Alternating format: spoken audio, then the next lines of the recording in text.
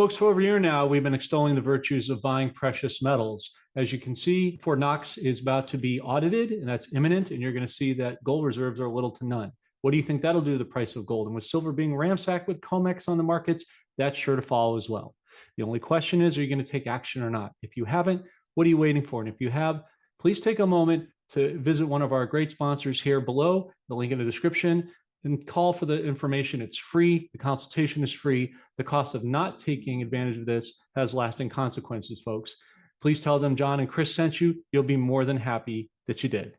Hi, everyone, and welcome to this week's weekly RV financial report for the week of Friday, April 25th, 2025. Happy post-resurrection week to all of you as well. It has been a fast and quick, frenetic week, as we said it every week, but it's just continuing to pick up speed. And if you are new to the podcast, please do like, subscribe, and share so the channel can grow and others can gain in the knowledge you're being afforded. Now, as a disclaimer, I am not a financial advisor, and this does not constitute as financial advice, merely high-quality information being shared with you in order for you to use for your own personal and familial discernment. A lot to cover this week with Iraq, so let's get started. Prime Minister al-Sudani was seen meeting with Iraq leaders such as Mazur Barzani at the D-Quar Governance Council meeting from April 19th to the 21st. He also stated that the most important meeting for the Arab world would take place this year in May. He launched a massive $1.6 billion infrastructure blitz in the meeting. With the proclamation of the late Benny Wilson about a devalue to revalue, interestingly enough, Iraq has devalued the dinar in country at 1776, key number there, dinars per dollar, a very strong and telling comment about what's coming. Swisher1116 on X reported this week on X, of course, can be found in our Telegram channel, which we will leave a link below here in the description, that Vietnam's currency revaluation is strategically timed to follow Iraq's May rollout by approximately 17 days. This delay in this number is not coincidental, but rather orchestrated to prevent simultaneous market shocks, which will ensure a more seamless transition within the banks.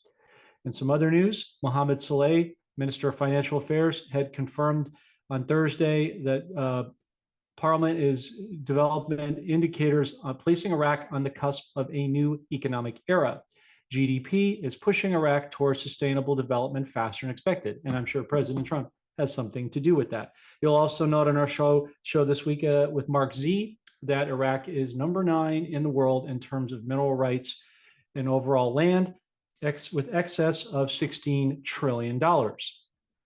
Here's another interesting little footnote for you, those of you who didn't know, but Iraq is also facing a water crisis, something that the late Benny Wilson also indicated would be in the news as the dinar gets closer to revaluing. Well, you're seeing that in an uptick of news this week on our Telegram and other respective channels.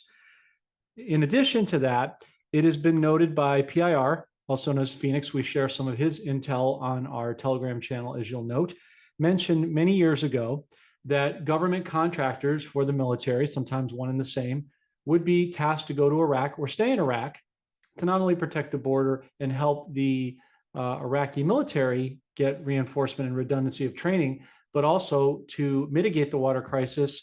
They would hire American governmental military contractors to go ahead and drill in certain spots within the sand to find water portals or openings for fresh water.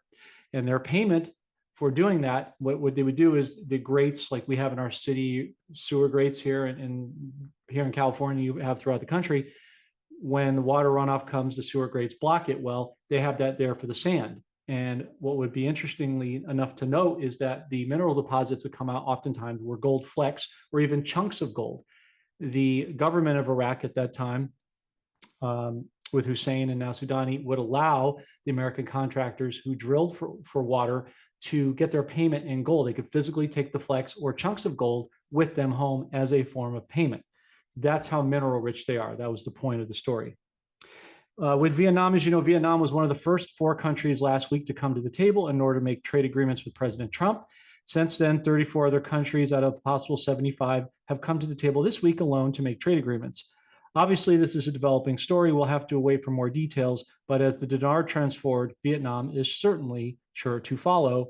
And we believe that behind the scenes, they've already made a deal, and it's just being timed for a certain event in a certain period when they want this to go down.